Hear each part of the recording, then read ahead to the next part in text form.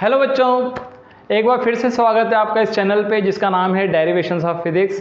10th class की इस journey में अभी तक हमने केमिस्ट्री का एक चैप्टर कंप्लीट किया था जिसका नाम था chemical reactions and equations, and दूसरा जो चैप्टर हमने स्टार्ट किया था वो था फिजिक्स का जिसका नाम था light.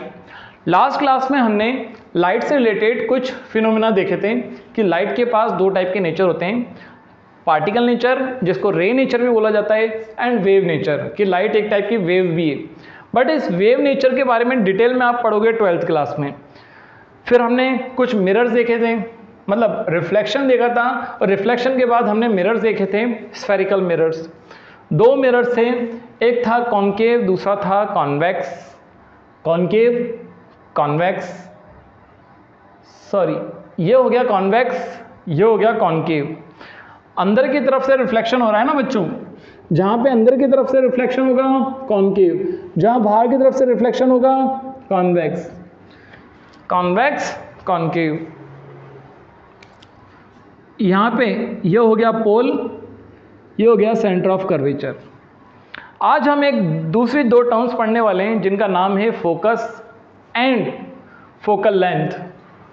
Focus and focal length, तो ये फोकस एंड फोकल लेंथ क्या होता है ये देखते हैं बच्चों। जैसे रेगुलर रिफ्लेक्शन में हमने क्या किया था, पैरेलल लाइट इंसिडेंट कराई थी, ऐसे यहाँ पे भी क्या करते हैं, पैरेलल लाइट इंसिडेंट कराते हैं इस मिरर पे भी और इस मिरर पे भी, और देखते हैं क्या हो रहा है।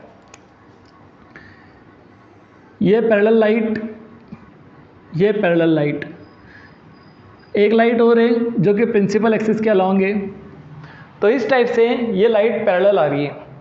क्या इनका रिफ्लेक्शन होगा? हाँ भाई रिफ्लेक्शन होगा। ये लाइट जो है यहाँ थोड़ी आ पाएंगे, इनका तो रिफ्लेक्शन होगा। अब बच्चों रिफ्लेक्शन में क्या होता है, एंगल ऑफ इंसिडेंट होते हैं, एंगल ऑफ रिफ्लेक्शन होता है, नॉर्मल होती है, इंसिडेंट होती है, इंसिडेंट रे होती है, रिफ्लेक्टेड रे होती है। तो जो रे इंसिडेंट होगी उसको तो बोला जाएगा इंसिडेंट रे।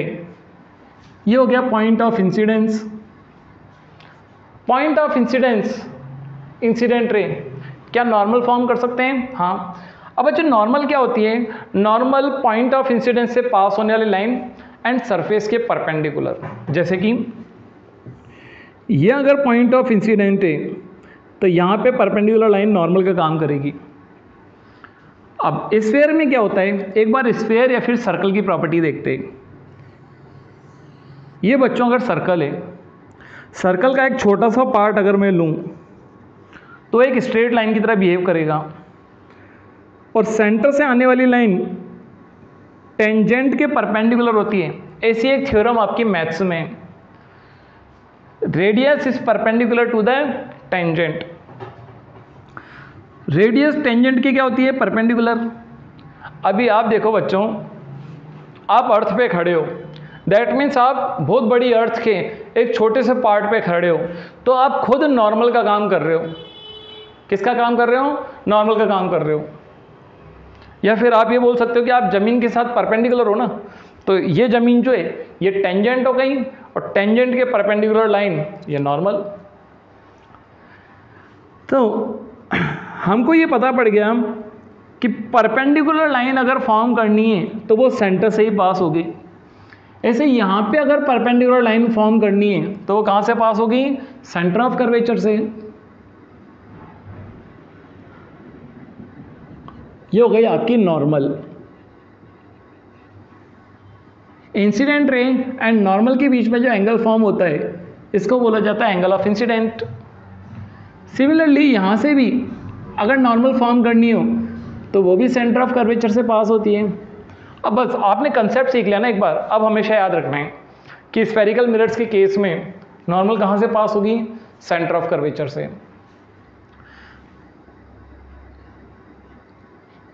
ये हो गया आपका एंगल आई।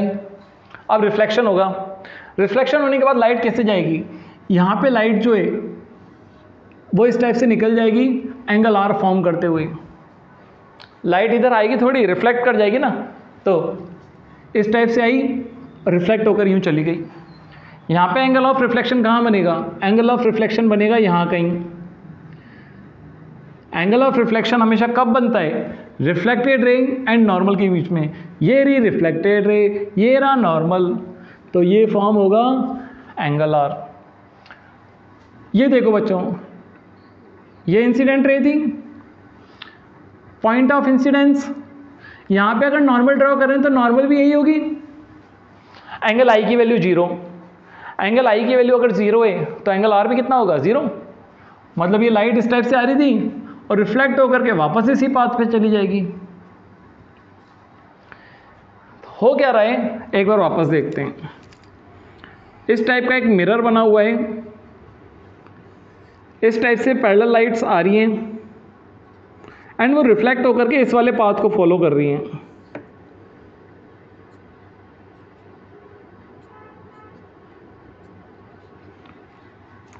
अब ये तो क्लियरली होगा कि ये कभी भी एक दूसरे को ज्वाइन नहीं करेंगे, बट अगर इनको पीछे की तरफ कहीं एक्सटेंड करें, बच्चों इमेज तभी फॉर्म होती है जब रिफ्लेक्टेड रे एक दूसरे को ज्वाइन करें, इंटरसेक्ट करें, बट यहाँ पे तो इंटरसेक्शन कहीं होगा ही नहीं।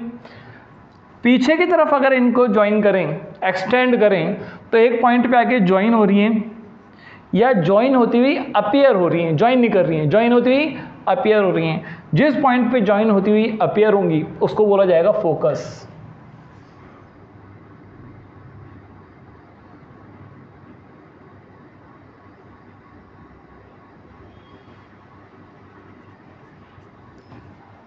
तो फोकस वो पॉइंट हो गया जहां पे रिफ्लेक्टेड रे या तो ज्वाइन करें या फिर ज्वाइन होती हुई अपीयर हों।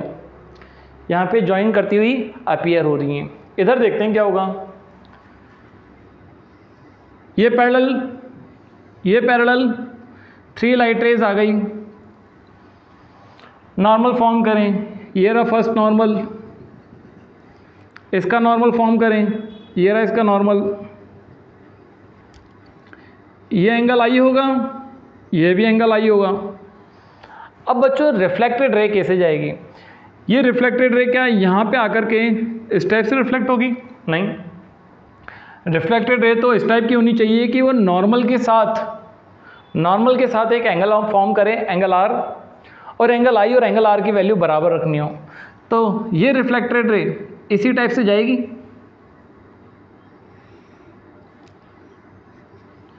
Incident ray, reflected ray. Similarly यहां पे रिफ्लेक्टेड रे कैसे आएगी? तो इस बार रिफ्लेक्टेड रेज ने एक दूसरे को क्या किया है? एक्चुअल में कट किया है। जिस पॉइंट पे कट करेंगे उसको क्या बोला जाएगा? फोकस। क्या बोला जाएगा? फोकस। अब फोकस आपको पता पड़ गया क्या होता है। कॉन्वेक्स में फोकस पे एक्चुअल में ज्वाइन नहीं करती हुई, ज्वाइन करती हुई अपीयर होती हैं, बट कॉन्केव में क्या होता है कि पैरेलल लाइट रेज एक्चुअल में फोकस पे ज्वाइन करती हैं। अब ये डायग्राम बहुत ज़्यादा कॉम्प्लिकेटेड हो गए हैं, मैं इनको सिंपल से फॉर्म करने की कोशिश करता हूँ कि आपको बिल्कुल क्लियरली समझ में आ जाए कि हो क्या रहा है।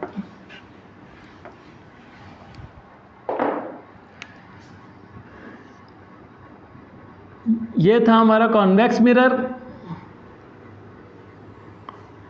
ये था हमारा पोल, ये था हमारा centre of curvature. Parallel light rays आ रही थी इस टाइप से, रिफ्लेक्शन हुआ, ये वाला पाथ फॉलो होगा, ये पाथ फॉलो होगा, एक्चुअल में कहीं पे ज्वाइन नहीं करेंगी।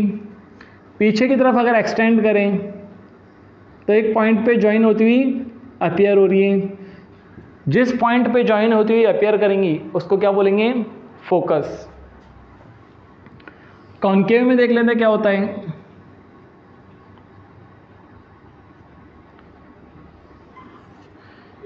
ये हो गया पोल, ये हो गया centre of curvature, parallel light rays आ रही थी, इनका रिफ्लेक्शन हो रहा था, रिफ्लेक्शन होकर के यहीं पे कहीं पे आएंगी और इस टाइप से किसी पॉइंट पे ज्वाइन कर रही थी।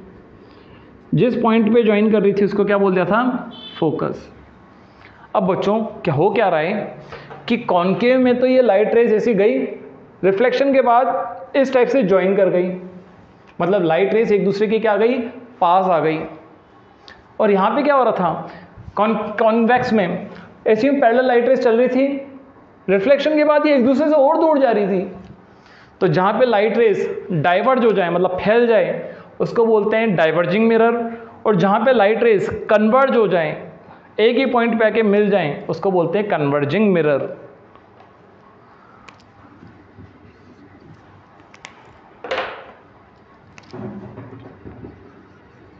डाइवर्जिंग मिरर या फिर कॉन्वेक्स मिरर।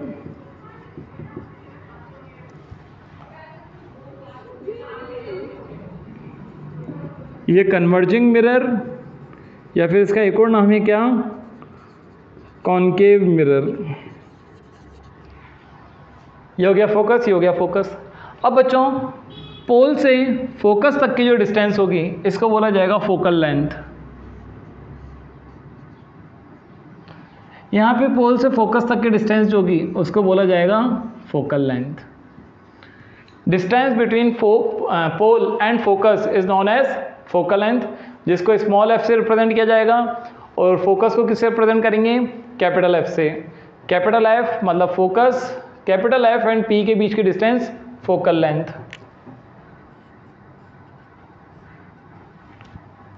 आई होप कि ये कंसेप्ट आपका क्लियर हो गया होगा कि फोकस और फोकल लेंथ होती क्या है। ठीक है, आगे बढ़ते हैं। ये हो गया डाइवर्जिंग, ये हो गया कन्वर्जिंग। ठीक है, अब बच्चों एक रूल होता है या एक रिलेशन है radius of curvature and focal length के बीच में। जैसे pole and centre of curvature के बीच की जो डिस्टेंस थी, पी एंड सी के बीच की डिस्टेंस को हमने बोला था R, radius of curvature. Pole and focus के बीच की जो डिस्टेंस होती है उसको बोला फोकल लेंथ एफ। तो आर जो होता है वो ट्वाइस ऑफ फोकल लेंथ होता है, मतलब फोकल लेंथ का अगर डबल करूं तो मेरे को रेडियस ऑफ कर्वेचर मिल जाएगी, या फिर रेडियस ऑफ कर्वेचर का हाफ करूं तो मुझे फोकल लेंथ मिल जाएगी। ये आपका रिलेशन है जो आपको याद रखना है। इससे क्या पता पड़ता है हमको कि बच्चों ये लेंथ अगर 5 है, फोकल लेंथ अगर 5 है तो ये लेंथ भी 5 होगी। 5 + 5 10, मतलब रेडियस ऑफ कर्वेचर हो गई 10। ऐसे ही रेडियस ऑफ कर्वेचर अगर 10 है तो फोकल लेंथ हो जाएगी 5, ये भी हो जाएगा 5। सिमिलरली यही वाला रिजल्ट यहाँ पे भी अप्लाई होगा। ये 5 तो ये भी 5, 5 + 5 10, और ये पूरी अगर 10 है तो ये होगी 5, ये भी क्या होगी 5। इस टाइप से रेडियस ऑफ कर्वेचर और फोकल लेंथ में एक रिलेशन आता है। आज की क्लास में बच्चों हम इतना ही कर रहे हैं। हमने क्या क्या देखा, हमने देखा कि कॉनकेव और कॉन्वेक्स मिरर क्या थे, इनका डाइवर्जिंग और कन्वर्जिंग क्यों बोला ये भी हमने देखा। नॉर्मल कहाँ से पास हो रही थी, नॉर्मल स्फेरिकल मिरर्स के केस में हमेशा सेंटर ऑफ कर्वेचर से पास होगी, ये भी देखा। और ये फोकस क्या है इनके बारे में भी देखा। नेक्स्ट क्लास में हम क्या करेंगे, इमेज फॉर्मेशन के कुछ रूल्स पढ़ेंगे कि कोई भी इमेज अगर फॉर्म करनी हो तो वहाँ पे कौन से रूल्स को फॉलो करेंगे। ठीक है, उन रूल्स को फॉलो करके कुछ रे डायग्राम्स फॉर्म करेंगे, कॉनकेव में भी और कॉन्वेक्स में भी, और किस टाइप की इमेजेस बनेंगी ये भी सब देखेंगे, बट नेक्स्ट क्लास में। आज की क्लास में इतना ही। इसके आगे के जो लेक्चर्स हैं, या फिर हम ये बोलें कि रूल्स ऑफ इमेज फॉर्मेशन क्या होंगे, इमेज फॉर्म करने के लिए कौन कौन से रूल्स फॉलो होते हैं वो देखेंगे, बट नेक्स्ट क्लास में। इमेज कैसे फॉर्म होंगी नेक्स्ट क्लास में। आज की क्लास में इतना ही, मिलते हैं आपसे नेक्स्ट लेक्चर में। और बच्चों आपके जो भी डाउट्स हैं उनको कमेंट सेक्शन में ज़रूर लिखना, ठीक है। क्यों, डाउट्स आना अच्छी बात होती है। अगर आपके डाउट्स अभी आ रहे हैं ना तो आपके कंसेप्ट अभी क्लियर हो जाएंगे। ये डाउट एग्जाम टाइम पे नहीं आने चाहिए। क्यों, क्योंकि एग्जाम टाइम पे अपन को फुल फोकस करना है किस पे, रिवीजन पे, ठीक है। तो जितने भी डाउट्स हैं वो आप हाथों हाथ क्लियर कर लो। आप ये मत सोचो कि अभी तो बहुत टाइम है, ये वो बाद में पूछ लेंगे, नहीं, हाथों हाथ क्लियर करते चलो, ठीक है। थैंक यू, मिलते हैं नेक्स्ट लेक्चर में।